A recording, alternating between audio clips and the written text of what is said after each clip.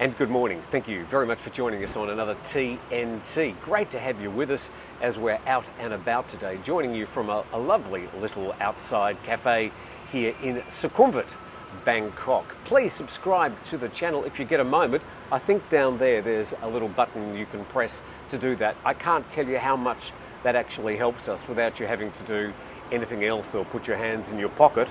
Also like to thank Caps Sandwiches. That's the SkyTrain going past, if you can hear in the background. Yes, there will be some noise today. Caps Sandwiches in Kathu. And if you go in there and you say, Sawadee Cap, get it? Then they'll give you a 10% discount off your sandwiches. Also available on Food Panda and Grab. Also, 5-star Marine. And well, yesterday wasn't a good day to be going out on the water in Phuket. But there are plenty of great days, even on the days where there's a bit of rain. There's also plenty of sunshine down there to explore all the islands. I've got a few other messages to acknowledge later on in the program, but for now, let's get stuck into today's main stories. And The Nation is reporting that the cabinet nod for removing COVID from a list of diseases foreigners must be free from. Well, forgetting the word salad there in the headline, this probably means, apart from anything else, I'm just assuming this is not official, that it means that you'll be able to arrive in Thailand without necessarily having to show your vaccination certificates or doing a PCR test. I don't know. Anyway, this is the cabinet giving a nod, so no matter what's contained in this story, it won't be official until it gets through the Royal Gazette, so don't get your hopes up. But let's have a look. The Cabinet yesterday approved a draft directive of the Public Health Ministry that would remove COVID-19 from the list of diseases that immigrants and expatriates must be free from. Here's the diseases that you've got to be free from: leprosy, tuberculosis of a dangerous stage, lymphatic filariasis in the stage that's apparent to the public. Blah, doesn't sound particularly good. Chronic illness caused by drug addicting, and syphilis in the third stage. And if you're an expat, there's a list of diseases that you need to be free from, just so you know. Leprosy, tuberculosis, lymphatic filariasis, blah, blah, blah. Chronic illnesses caused by drug addicting, alcoholism. Syphilis in the third stage. They used to also have one called elephantitis. I was never quite sure what it meant, but I don't think I had it. Anyway, so those are the diseases that they're going to be making sure you don't have to come into the country. Glad to say I think I'm free of all those. To our next story today, and the Bangkok Post reported yesterday, tourism near to pre-COVID level. And just want to draw attention to these two writers. Now, I'm going to do a bit of a forensic pull-through of this story because it's just full of nonsense. And I can't believe, I thought it might have been a sponsored article from the TAT or from the Thai government or the tourism ministry. But no, it seems to actually have been a researched written article. Let's go through it. In the first line, it says tourism is bouncing back close to pre-COVID-19 levels with at least 10 million international tourist arrivals targeted this year. Now, the government, or the writer's, definition of close and my definition of close must be quite different. If they're talking about 25%, then okay, that's close. In the second paragraph, 5 million foreign tourists have arrived in Thailand since the beginning of the year. Well, that's incorrect. There's been 5 million visitors coming through the turnstiles in Thailand. They're not all tourists. Some are Thais returning from a holiday or returning from abroad generally. Expats, business people, all sorts of other people coming here besides spending money on tourism. So they've got that wrong as well. Going to the next part of the article, the spokesperson said the government has set the target of welcoming at least 10 million foreign tourist arrivals this year. Let's hope they're right, and it looks like they're pretty much on target of getting that many foreign travellers through the turnstiles this year. The next paragraph, experts agreed the target was attainable as the high tourism season beginning next month marks the onset of the last quarter filled with year-end festivals, which heighten the country's appeal to visitors. Great, good to see people putting on festivals and things that will attract tourists and travellers. I know that there are quite a lot of conferences on. I mean, high season is traditionally the time when we've got the best weather in most of Thailand. And sure, that we've also got, well, we'll actually get to this soon, a big festival coming up in Phuket. What a festival that is. Okay, the second paragraph, this spokesman added, the tourism rebound has gained momentum since health restrictions were dropped from the entry rules earlier this year. Well, certainly from the start of this year to July, when most of the restrictions were dropped, there has been, of course, a marked uptick in people coming back to the country. Sort of obvious, really. And then in Phuket, a strong tourism recovery is also evident. The province, one of the best known tourist destinations in the country, has seen up to 84% of its domestic passenger traffic at its airport restored to the pre-COVID level. Well, I'm sorry, that's just bullshit. I'm at the Phuket airport often. I'm also trawling through the various discount flights because I do a lot of travel and I want to make sure I get a good deal. And I can tell you that there are probably a third of the scheduled flights. It might even be a quarter. Again, this is anecdotal, this isn't official, but if they think there's 84% of the current domestic passenger traffic at Phuket Airport, they need their heads read. It's nowhere near that. Even the airline I used most, which is Thai Vietjet, they've only got half their scheduled of flights between, say, Phuket and Bangkok. Some routes they're not even flying. Then you've got things like Thai Smile, Thai Airways and Nok Air, all in various stages of receivership and bankruptcy, and they've got very minimal flights at the moment between, say, Phuket and Bangkok. And again, they haven't restored a lot of their flights to other parts of the country. Same with Bangkok Airways. They're not doing a lot of their flights that they were pre-COVID. So 84%. I mean, really, why do they publish this rubbish? Then also about 40% of the international arrivals have returned. Most came from the Middle East and India. I think they got the Middle East and India part right. There's certainly a lot of Middle Eastern and Indian tourists in Phuket and other parts of the country at the moment. Another SkyTrain going past. But 40% of its international traffic? Well, if that was the case, then we'd be seeing a lot more people in Phuket, a lot more traffic on the roads, a lot more shops open. Now, I can tell you, walking around, driving around Phuket, only 50% of the place is open, if that. And just about everybody you speak to, even in some of the busy areas like Patong, they say they're struggling. I think that the general tone of these articles, or what I worry about, sorry, I kicked the table, I don't know why they feel inclined to exaggerate these figures.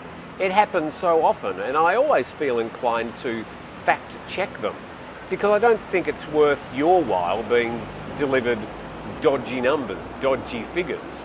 So I try and keep it into perspective.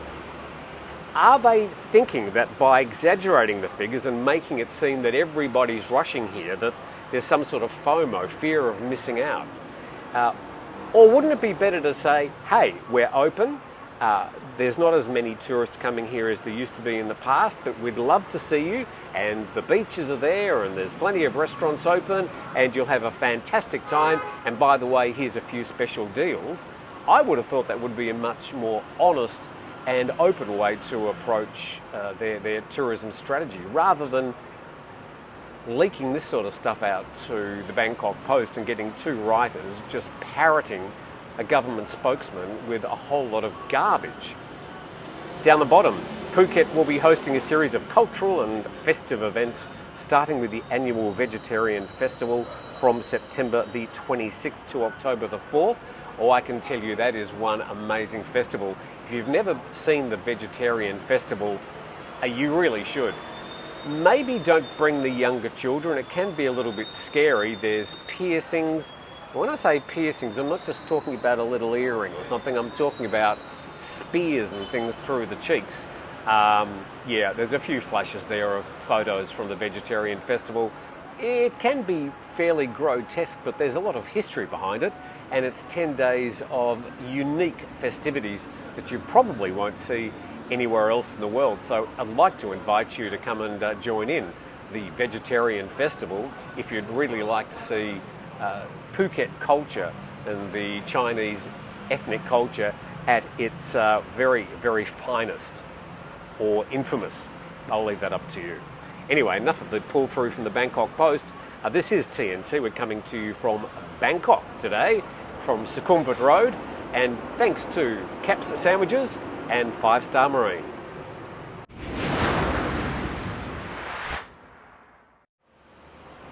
You are watching TNT. I thank you very much for joining us today as we have a bit of a whip around some of the main articles happening here in Thailand and the region. Got some very important and horrifying news out of Myanmar coming up as well. But first, this one from ASEAN Now.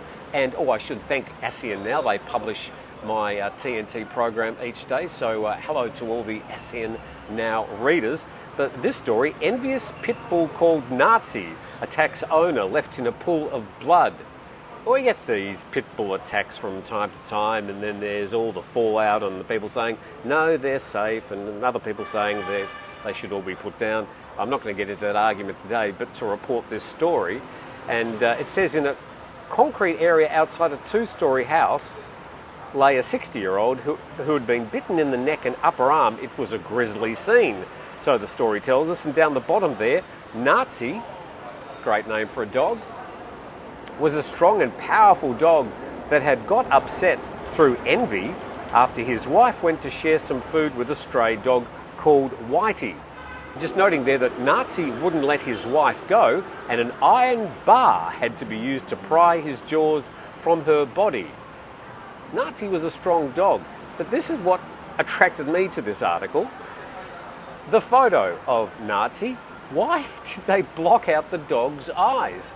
Is this something that is sort of peculiar to Thai media, where they have to hide the identity of the dog? Can somebody explain that to me? I was very surprised when I saw Nazi's eyes blocked out, but there you go.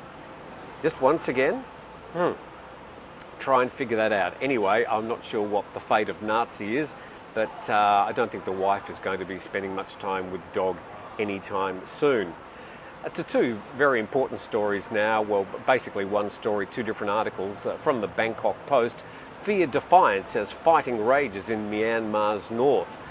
This from an area called Sagang. I'm just guessing that that's the pronunciation. Anti-coup fighters in Myanmar patrol the smouldering ruins of a burned village after what they say was a reprisal attack by junta troops, junta being the Burmese military, who staged a coup in February last year. And it's been pretty bitter and violent reprisals on people trying to fight against the coup over the past couple of years. Down the bottom of that article, rare footage obtained by AFP shows a region racked by violence and crisscrossed by junta troops, pro-military militias and anti-coup fighters, where internet access is regularly cut by authorities. They've been razing villages. There's been mass extrajudicial killings. That means people are not being tried. They're not even being arrested properly or formally. This is a pretty horrendous situation. And there's also been airstrikes on civilians. The UN humanitarian agency, the UNOCHA, said more than 12,000 civilian properties were thought to have been burned or destroyed since the coup. And down the bottom there, post-coup violence has pushed the number of displaced people in Myanmar to over 1 million, according to the UN. A follow-up story showing that at least 11 children died in an airstrike and firing on a Myanmar village, according to the UN Children's Agency. Now, there were some photos that were published of this particular school and the children killed inside with the grieving parents. I've decided not to show those. They were horrendous. And it makes you wonder what the hell is going on in this country. At least 15 children from the same school are still missing. Video footage obtained from a local community group shows a classroom with blood on the floor, damage to the roof, and a mother crying over her son's dead body. And the military just for another side of the story, accused the rebel fighters of using civilians as human shields. Well, I suppose that's the sort of thing a military would say. I wonder when it comes to Myanmar, why there's just so little attention drawn to the violence and the atrocities in that country at the moment. Now, I know there's a lot of attention about what's happening in Ukraine, and that attention is well deserved because they were invaded by Russia. But what's happening in Myanmar in some ways is just as horrendous as what's happening in Ukraine, but very little attention being given to the crisis in the country that's next door to Thailand. I think it's a story worth covering, and I'll certainly do my best to bring it to your attention. It's been going on since February last year and shows no signs of sorting itself out.